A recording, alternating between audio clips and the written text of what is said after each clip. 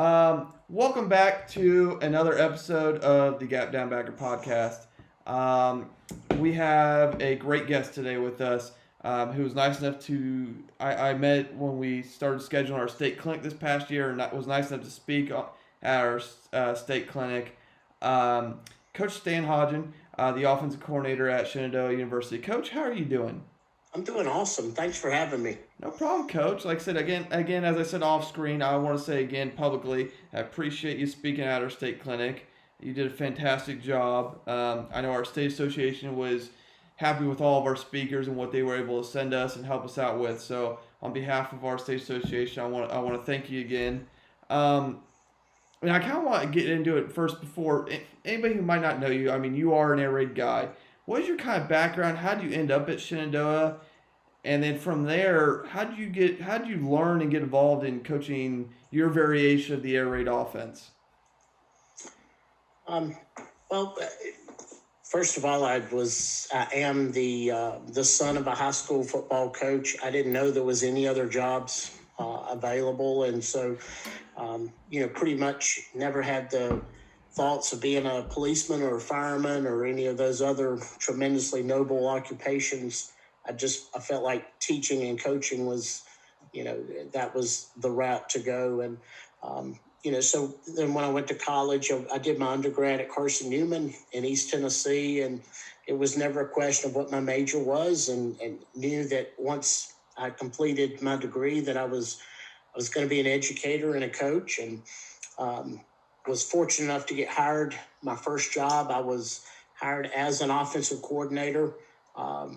And we had no idea what we were doing and just kind of floundered around and learned from mistakes that we were making. And then after the first year, I went to the head coach that had hired me and said, can we invest some resources and go learn from some guys? And, so the path that I originally started on was kind of a run and shoot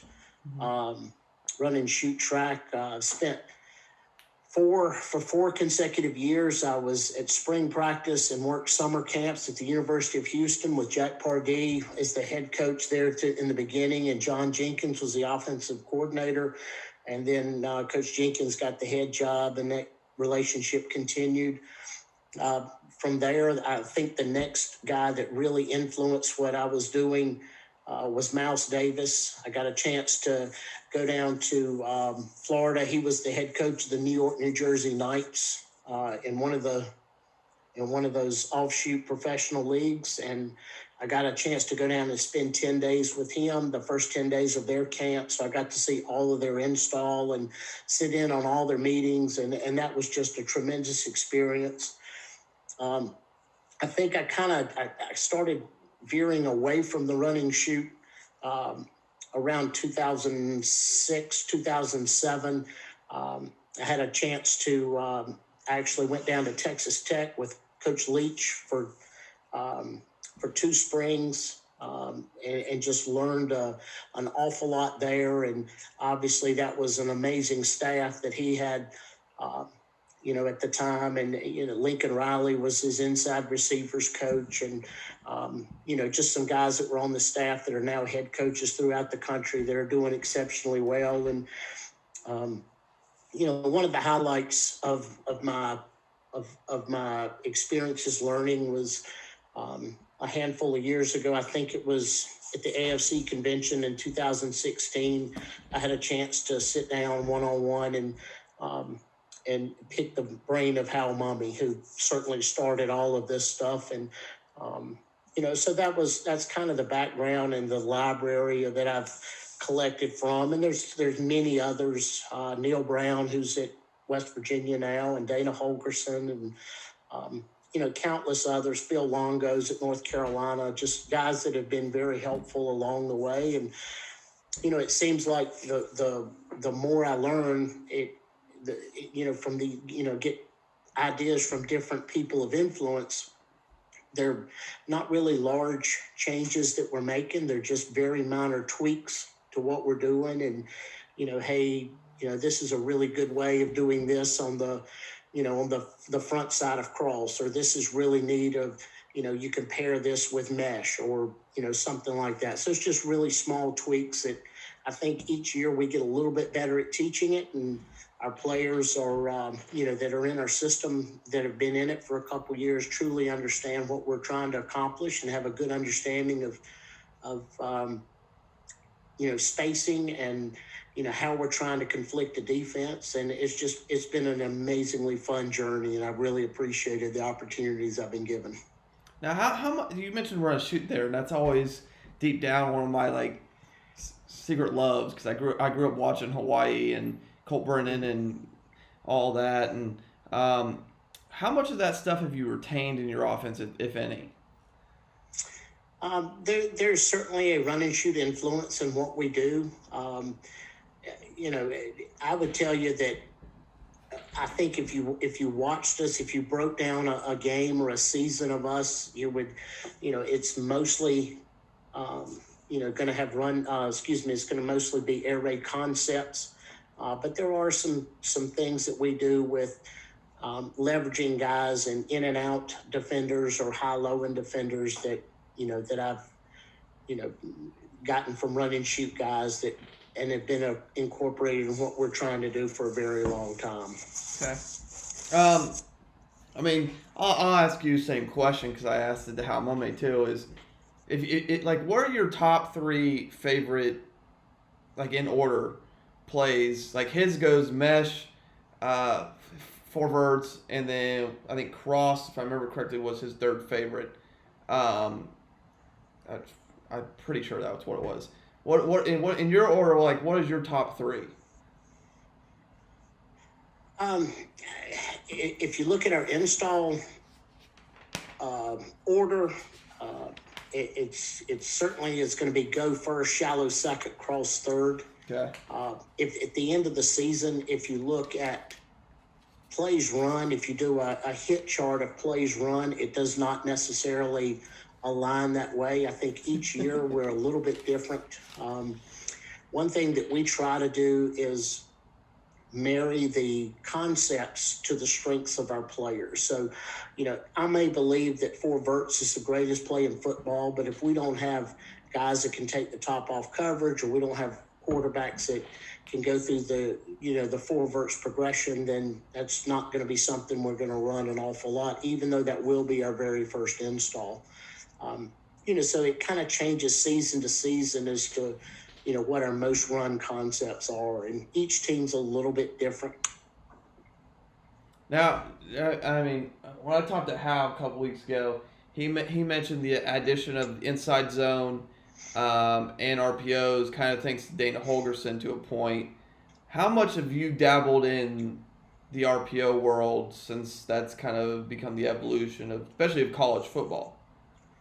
I think the RPO approach is an incredibly effective offensive approach. And, in theory, you're attempting to put, a single defender in conflict. But that being said, we don't do any of it. And it's philosophically, it has to do with time. We practice, and I am 100% in support of this. At Shenandoah, we are on the field for 2 hours from start to finish. And that includes stretching, that includes any conditioning we're doing, that includes special teams work. We're never on the field longer than 120 minutes. So when you break all that down, we're getting about an hour and 15 minutes, or about 75 minutes a day to work on our offense. The thing about the RPOs that I have not figured out how to manage is practice time. So if you're running, let's say you're pairing an inside zone with a slant scheme, and you're trying to conflict a level 3 defender. The quarterback, the point guard, is, in my mind, needs many more reps to ensure that the ball goes the right place according to how the defense is reacting. And so if you're pairing it with inside zone, I think the quarterback needs a lot more reps on reading that defender in conflict than the offensive line needs to get really good at running inside zone. So I'm asking the question, why am I asking offensive linemen to go, 10 or 15 additional repetitions just so the quarterback gets to be, as effective making those reads as the offensive line is in running or executing inside zone. And the way I see it, because I think time is everybody's opponent. It's not an efficient use of our practice time. Now we will do some pre-snap determined run pass options. I'll stop short of calling it RPOs, but it's all based on leverage. And those are things I can take care of in the meeting room or in the film room and not spend, valuable time on the field. I use the term wasting the offensive line's time, but they've got so much that we're asking them to do, and I believe the offensive line's the most important position group on the team.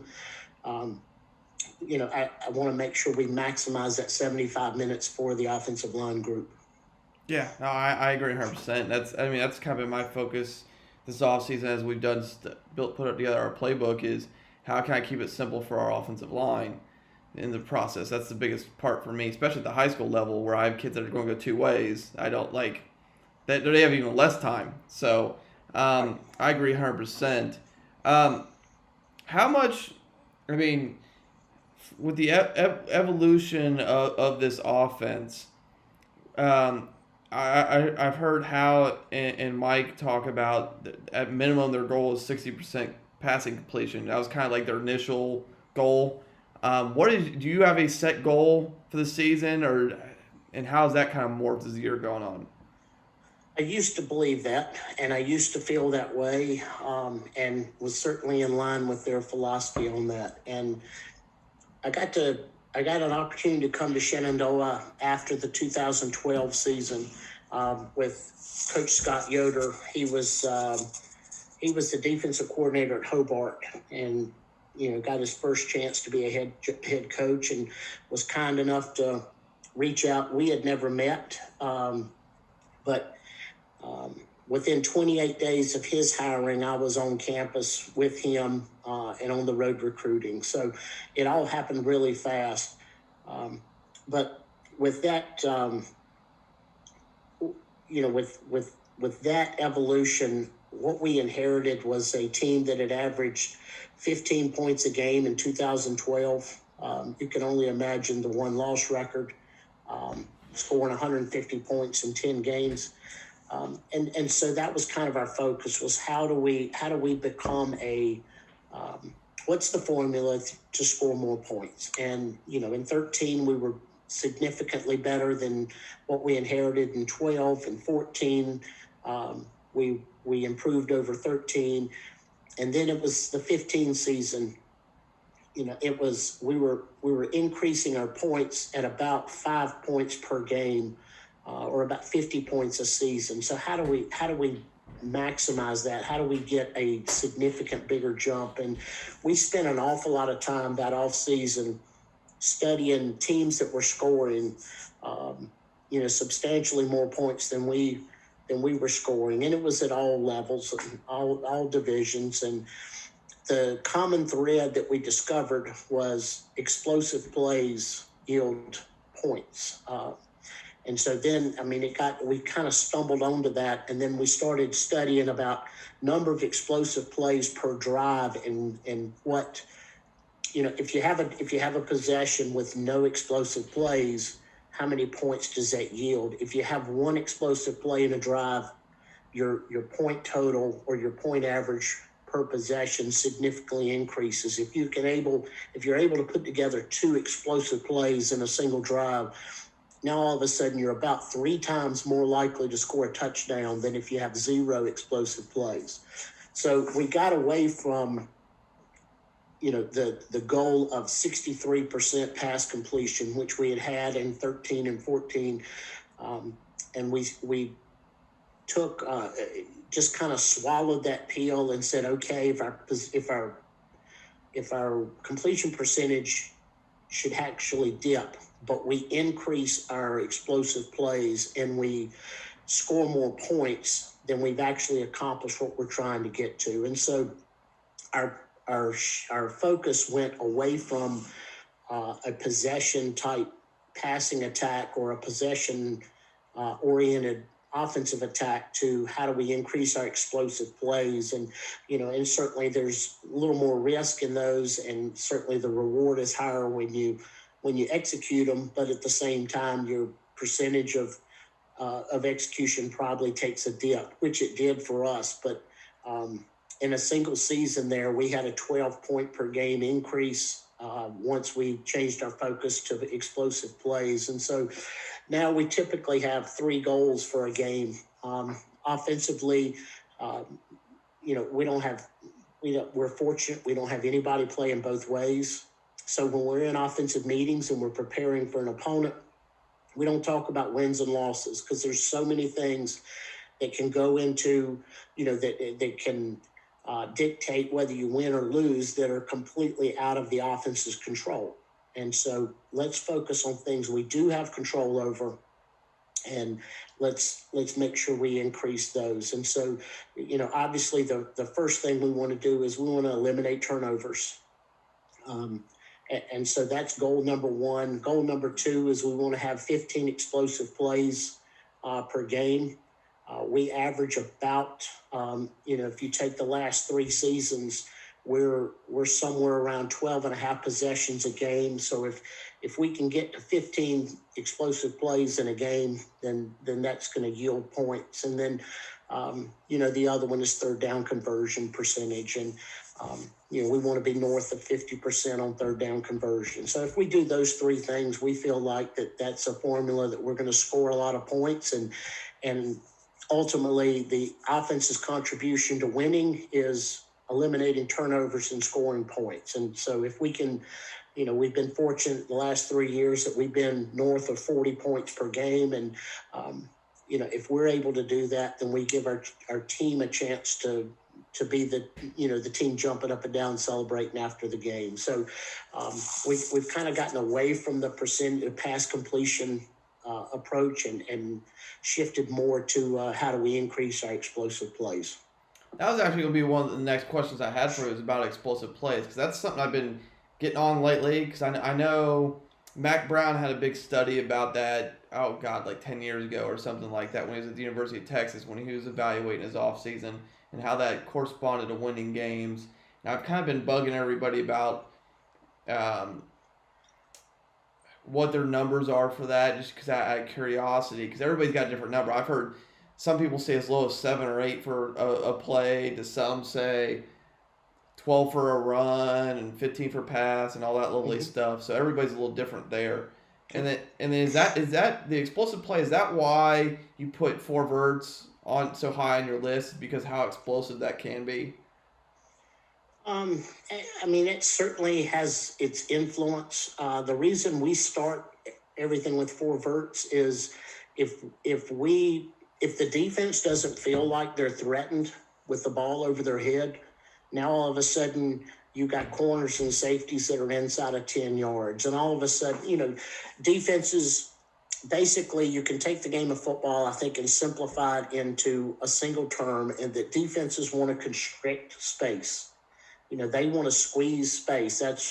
They want to squeeze it from outside in, and they want to squeeze it from the top down. And offense, I think the biggest friend we have is space. And so we want to maximize space. We want to make sure we're playing 53 1/3 yards wide on the field. We want to attack you sideline to sideline, and we want to be able to attack you 30 yards down the field. So, we want to maximize space. And 4 Verts, I think, is the easiest way to stretch a defense sideline to sideline and 30 yards down the field. And, if we can hit our fair share of down the field shots, now all of a sudden, we're going to find safeties and corners that are, at 10 and 12 and 13. And now all of a sudden there's a lot more space underneath for your shallows and your meshes and, the other things that you're doing underneath. So we just want to maximize that space. Now, let's continue on then, because I kind of want to get into it. Why cross, I mean, that's kind of what we wanted to talk today. Talk to me about that play before we kind of get in the rules. Is why is that such an air raid staple, and why do you run it? I don't know that I'm a great person to ask why it's an air raid staple. I can tell you the reason we run it and the reason I love it is because it is another way of stretching the defense vertically. On the side where the cross runner is aligned, you're getting a high-low on the safety. On the side away from the cross runner's alignment, you're getting a vertical stretch with a high-low on the corner. So it has all the components that we're looking for to stretch the defense vertically. And I will say that if you look at some of the pure air raid guys, we run it differently than they do, and it's just kind of an evolution. It was actually we made the change to the way we run it now after the 2016 season. At that time, it seemed like everybody was defending us with quarters coverage. And so we tweaked how we were reading it and what our points of not so much the routes, but we tweaked how we were reading it and what our emphasis on the play was in order to be a better answer to beat quarters coverage. Okay. And okay, let's kind of get into that because you said you run it a little differently. So before we get to the actual film aspect, what are from front side going back side? Let's just start with 2x2 doubles. What is that? What are the kind of the rules and routes that you're running from that? Well, everything we're going to talk about tonight, the cross runner is coming from the right side of the formation. And so if we look at the right side of the formation, our outside guy in our offense is the letter Z. He's going to run a post. He's going to stem for inside leverage on the corner and then win on the post to the inside. And if we're in 2x2, the inside receiver in our offense is the letter H. We are Shenandoah Hornets, so our inside guys are S and H. Our H is going to run the traditional under Sam over Mike route for the cross there, and then we're going to swing the back to the crosser's side. And the back can line up a number of different places, but ultimately he's going to be in the flat area on the side that the cross runner is aligned initially. And then on the other side, we're going to run a go route from the X or the number one receiver that has 0 conversions. He is trying to take the top off the coverage that way. And then the number 2 receiver away from the cross runner's alignment, our S, is going to run what we call a pressure route, and he must win. He must win on the pressure route because he is the blitz beating answer. If we get 6-man pressure, we are a 5-man protection team, and so with all of our concepts, anytime there's an idea that that we either create ourselves or that we steal from somebody else, and I truly believe football coaches are some of the greatest thieves in the world. It's such a copycat deal, and so most of the things we do we've gotten from other people, but with that protecting with 5, everything we start with when somebody comes in and says, "Hey, I got a great idea," and they draw it up. The first question, and it used to only come from me, and now it comes from a variety of other guys because everybody kind of understands the importance of this, is what's our pressure answer? If they commit to bring in 6 and play 0 coverage, do you have a built-in answer? And if we can't find a built-in answer that we like, then as great as the idea is, it's not something that we incorporate in our offense. Okay, and then I'm gonna continue with this. Because I can't enunciate today. Footwork wise for your quarterback, is that just out of the gun? Is that a 1 or a 3-step drop from the gun? It's a 3-step drop from the gun. And then what is your quarterback's read progression on this? Again, if we're running the side that the cross runner is aligned, if we get a too high safety look, we're reading the safety to his side. Okay. And if the safety is a post defender, then we're going to throw the cross. And if the safety dives down on the cross, again, we got to all this because of quarters coverage. And so if the safety squeezing the cross, then we've got the post route inside leverage on the corner, and and that's a 1-on-1 shot down the field. And then if something crazy happens, if where we want to go with the ball, if he falls down, or if he gets not rerouted by a physical defender or something like that, then the back is swinging. So the quarterback's got everything on one side of the formation there, and then the other side is our pressure beating answer. So if we're going to get if there's the threat of a 6-man pressure, or there are times that even a 5-man pressure, depending on where it's coming from, then we just go to the go outside, and that is, that's a quick game staple for us anyway, and so it's a pretty systematic read when the quarterback recognizes pressure that we're going to go left. Okay, and then my last question before we go to film is, how does this alter when we go into trips with this? And this is another tweak that I think that the majority of the pure air raid guys are not using. When we go to 3-by-1 and run cross, we typically are still running cross from the number 2 receiver. Okay. But the number 3 receiver from outside in, he's running shallow, right on the heels of the defensive line. And so we're trying to get him across the formation and in that same area that he normally would with his pressure out.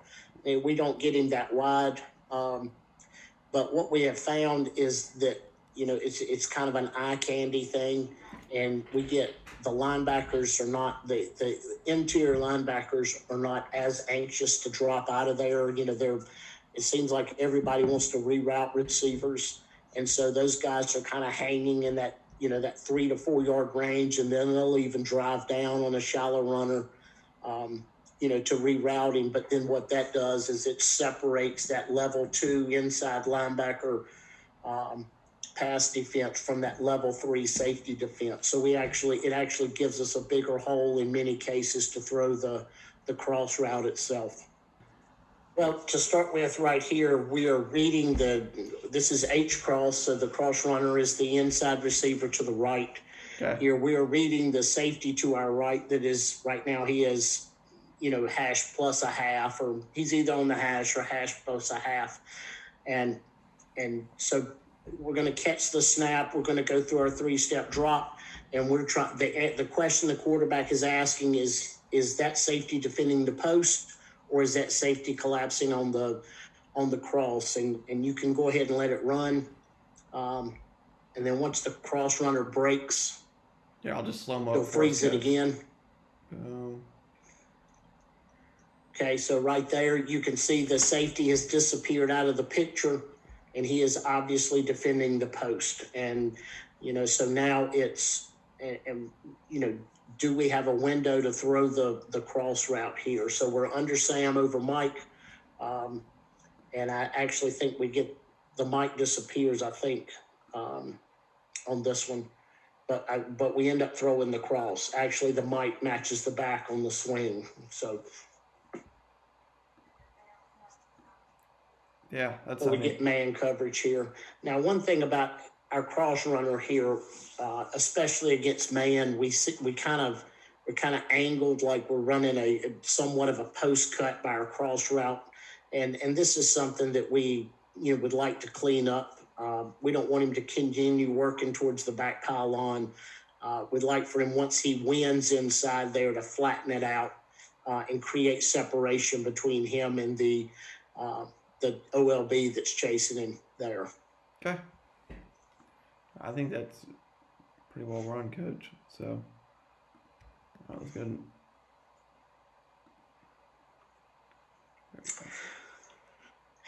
everything here is the same. We're going against a single high safety. And so once we get to the point where the receiver breaks there at the 30-yard line, it's kind of just the question, is the free safety in a position to defend the post?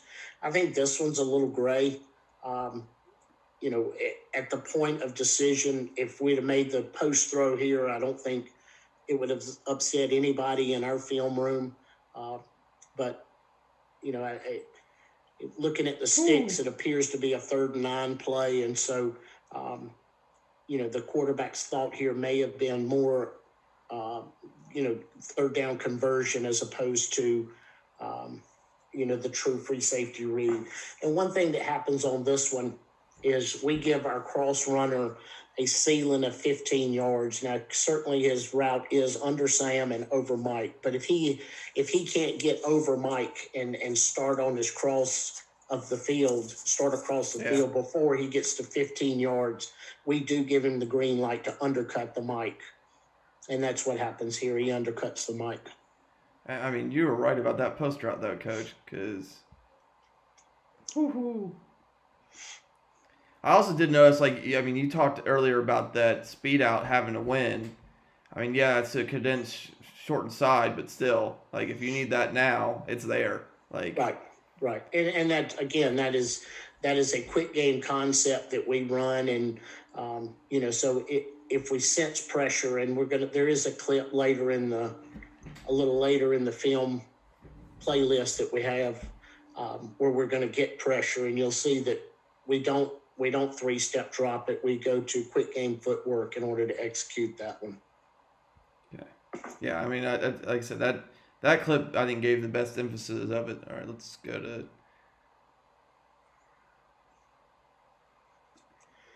Okay, so we're reading the safety that's on the 11.5 yard line on the hash, and just on the snap, he's incredibly deep. Pre-snap. Which is a pretty strong indicator that he is going to be a deep defender, but we do let it play out, and it's hopefully we're going off of what we see and not what we think. But here with 2-man, our cross runner is, he's under Sam. Mike is matching the back, and so that kind of opens up the middle again, and I believe looking at the sticks, I think this is a 4th and 7. So, we're running cross at some very critical times.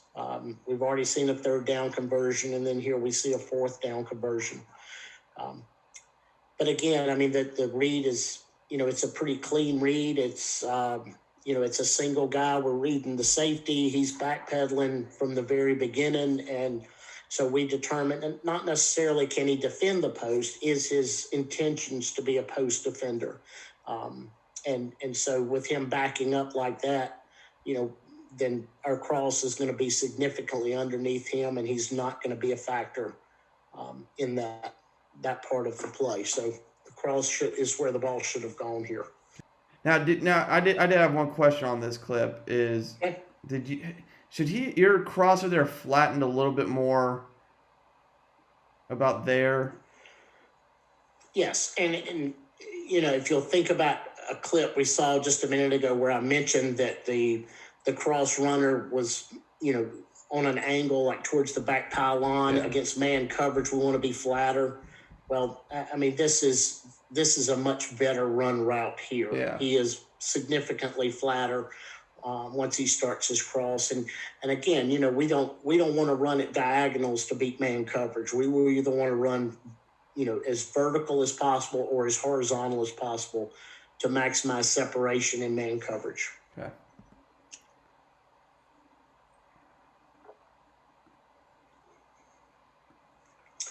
This is a neat clip here.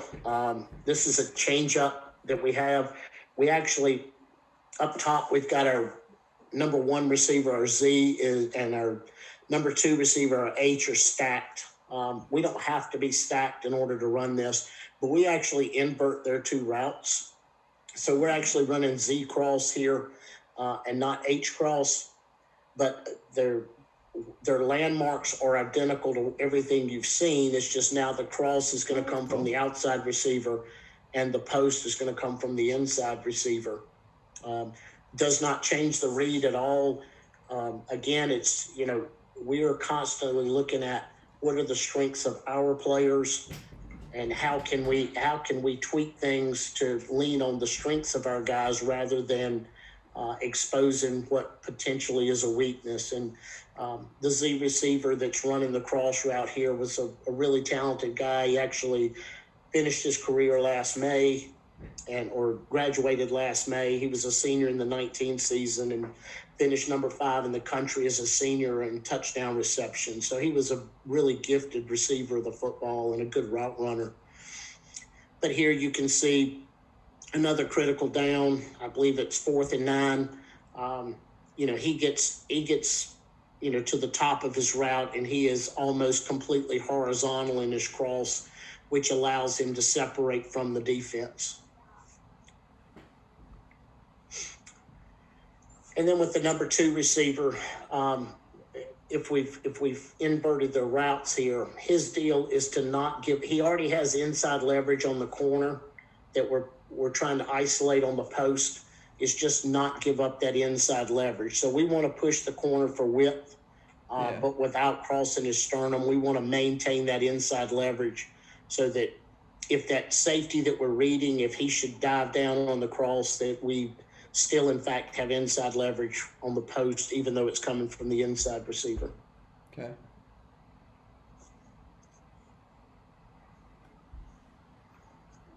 Here's our trips formation, Coach. Okay. And you get the shallow from number 3. And we have inverted the route again. This is the Z receiver running the cross with the post from the H. And it's kind of a zone answer here on the cross. He just kind of feels the opening and he throttles down a little bit. And quarterback, I think, is surprised by how wide open he is and maybe squeezes it just a little bit trying to make a perfect throw. But we end up converting this. Again, I think this is 3rd and 10. So, as we watch this, just one thing I'd continue to mention, this was not, this is probably our 3rd most important play or our 3rd play in our install, but it's, when it gets down to we need to make a play, this is, one we get to quite often. Well, they already noticed, and you kind of mentioned earlier about eye candy with that cross. The shallow can be deadly in drawing eyes and opening up stuff behind it. I'm noticing. Yes, and you notice the inside linebacker to where he's coming from, where he's going actually vacates the throwing lane that we're trying to throw the cross route into. So, it has considerable value in, just a little different presentation to the defense.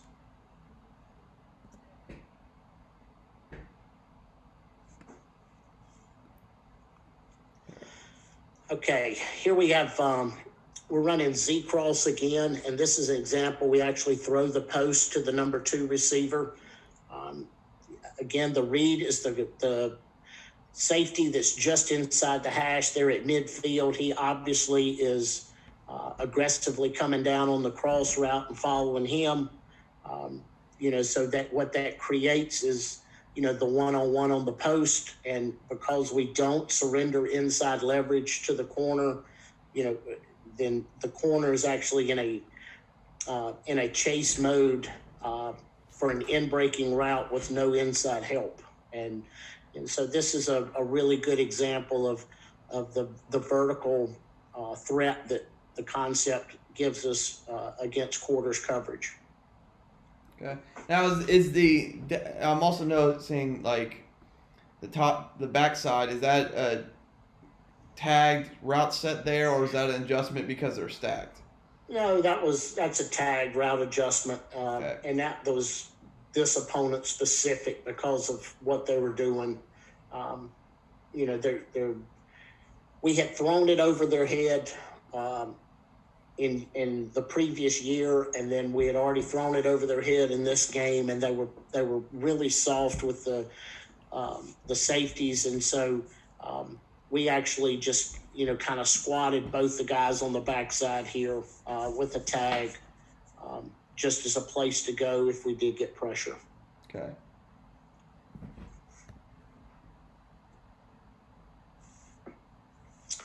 And here's a 3-by-1 here, and you can see the linebacker. First of all, the inside linebacker just comes down, and he is going to attempt to completely eliminate the shallow. But what that does is it allows for more space between the linebackers and the safety. Safety here does, he is quite interested in the cross. And so we get again the one-on-one with the post, and this is a pretty impressive throw and catch right here for a touchdown.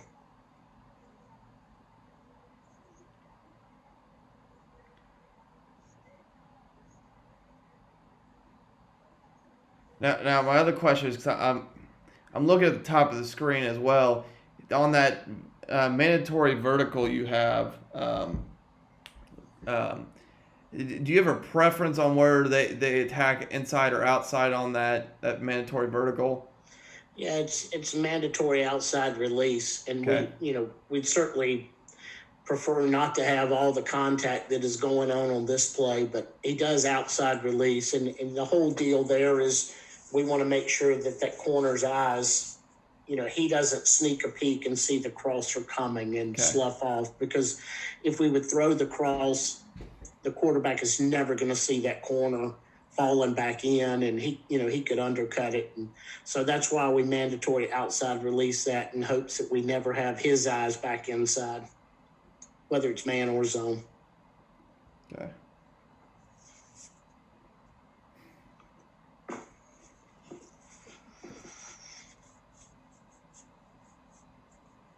And then this is really the identical scenario. We're running H cross here, so our inside guy's running the cross route, but our Reed is the safety, and he obviously is very interested in the crosser, and inside leverage, and the ball's a little bit underthrown, but when we underthrow the deep ball, the offense has the advantage, and this is a jump ball that we're able to come down with here. But the critical thing again is, it's another way of getting a down the field throw, and, obviously an explosive play here. I think it was, 29, 30-yard gain here. Now, I don't think we've talked about it yet, but about setting your routes for zone. Is that was normally designed for your crosser if he sees an open grass like that? Well, yes, but it's not so much. We actually get to that result with an inverse description of what's expected, and what I mean by that is we don't want our guys running into coverage, and so it's not distinguishes it man or zone, and sit versus zone, and run versus man. It's more of you're under Sam over Mike, and as you make that turn to cross the field, peak, and if there's guys that have you leveraged, and you're going to run into them, that's when you sit. Okay. So we're really, you and I are both saying the exact same thing. It's just yours sounds better. we don't ask our players to distinguish man. We don't ask our receivers to distinguish man versus zone and react this way versus one and react a different way versus two. It's don't run into coverage. Don't cover yourself. Yeah.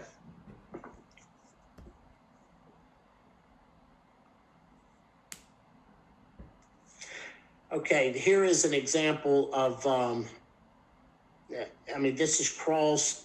We get a guy off the edge coming here, and there's nobody left for the back, and this is just an awareness by the quarterback.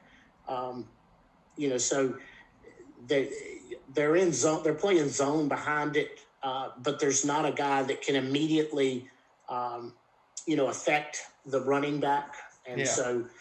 Understanding that this is an inside linebacker that is just coming off the edge, this was a really good answer to this particular pressure. And, we get to this by films, just the amount of film study that we have with our quarterbacks, and understanding that, we're asking them to be distributors, and so we want them to get the ball to the right person at the right time. And this is an example here that is by far the best answer on this play,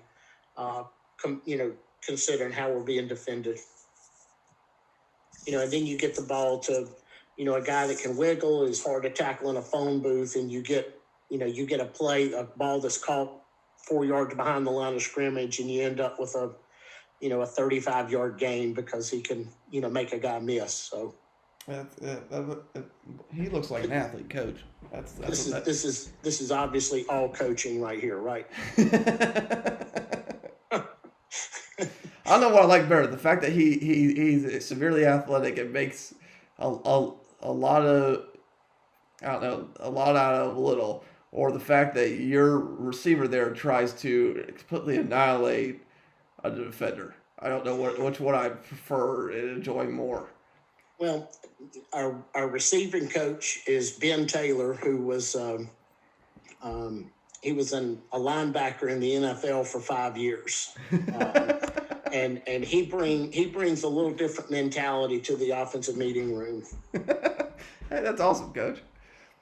He actually is is an Ohio guy, so he played for Cleveland and then he played for Green Bay, so good dude.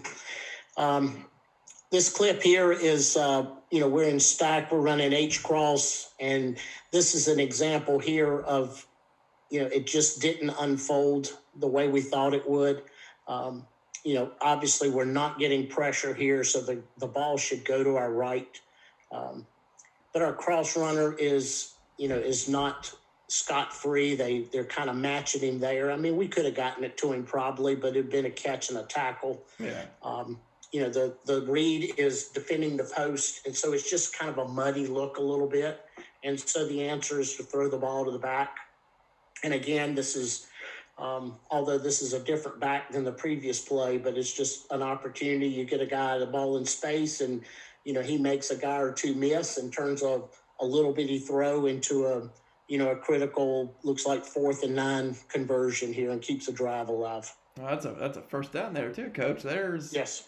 I mean, this kind of reminds me again, kind of the air raid philosophy. If they drop 7 or 8, take the check down and let your athletes play in space, and that's exactly. But again, I think this is another really good example. We talked about it a little earlier of, we want to make you defend sideline to sideline and 30 yards down the field, and space is our best friend. And, here we've got the defense lifted, we've got the defense separated, and, able to make a little throw to a really good athlete. And, he's able to get, looks like a yard or two more than needed for a first down. Now, before I play this last clip, I've kind of noticed you've called this at about every single spot on the field at this point. Is there anywhere you won't call this or have a preference to call this? No, sir. This is 4 verticals, shallow and cross. We will run anywhere on the field. Okay.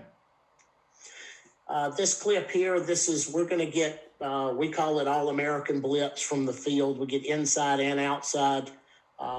Just through film study, we, quarterback saw this, recognized it, long before the pressure presented itself, and our answer is to the left here. And he makes a really good throw on the outcut, and young receiver here makes a nice catch, splits 2 defenders, and able to poke it in the end zone. But there's your pressure answer. Okay. That's a well-thrown ball, Coach. It is. That's a very... Once again, this is another picture of all coaching. Yeah. Right. Oh, like I said, that is perfect, Coach. That is fantastic. So, I mean, a couple quick questions before we wrap up, Coach, obviously you mentioned on there's nowhere you wouldn't call it, and that seems to kind of be your 3rd and long, 4th and long answer. I do have a curiosity. How much do you evaluate after the season how many times did I call this and how efficient were we at it?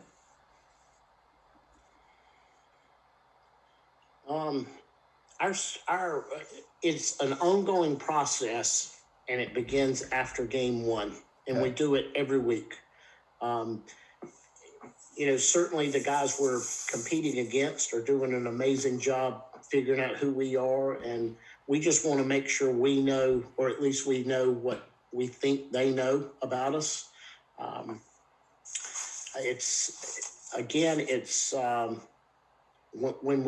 When we're doing an evaluation postseason, usually it's to figure out what was not effective and eliminate it. I think that if you knew what our offense was in total, it would blow your mind that we're not more complicated. We really don't run many things. We don't have many concepts. We're a 3-day install team, and we install in 3 days the things that we're going to run in the games 7, 8, 9, and 10.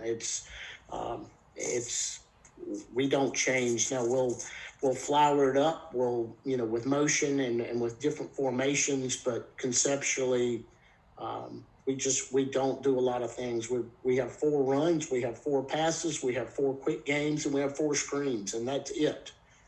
And we try to kind of the philosophy we take is, if you and I are playing each other in, let's say, week 2, we're going to get 3 weeks of preseason, 2 weeks of game prep. So, we will have practiced what we're doing for 5 weeks, and you've got 3 or 4 days to figure out, how you're going to defend it and coach your players. And one of the things that we are very conscious of is we want to be different from everybody else in our league offensively.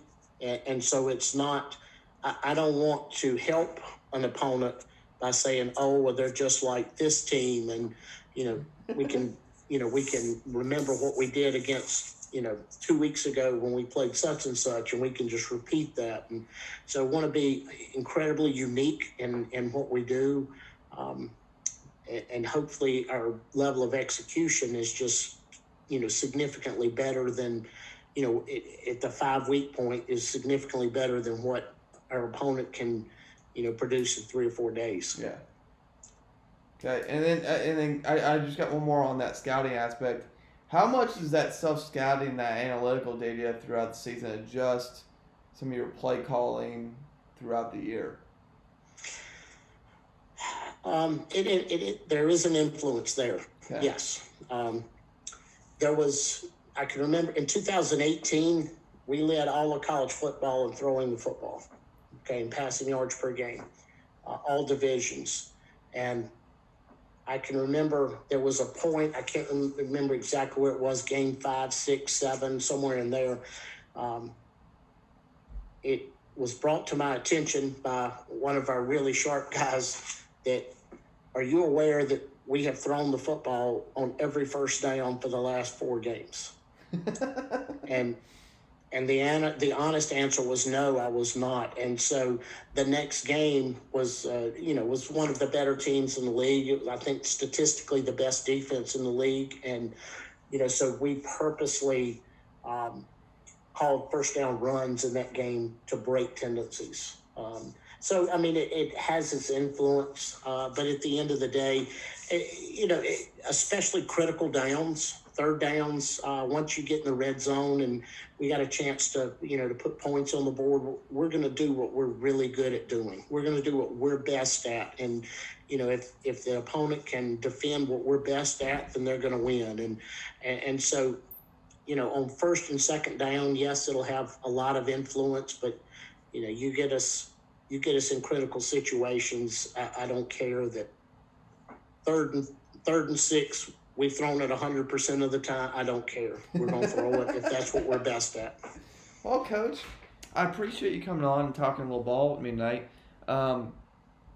Coaches, if you want to get a hold of Coach, I'll put his Twitter down below. Give him a follow. Give him a DM if you're curious about some stuff. Coach is a great guy and does some great stuff there at Shenandoah. Probably by the time this posts, his spring season will be over. So check them out. I mean, you might be able to check some replays or find some of their games, depending on how the spring goes, and so forth. As always, make sure you like and subscribe. Check out the Patreon that's below. And if you have any questions, please let us know. Otherwise, thanks again, Coach, for coming on. Oh, thanks for having me. I thoroughly enjoyed it. No problem, Coach. And that was another episode of the Gap Down Backer podcast.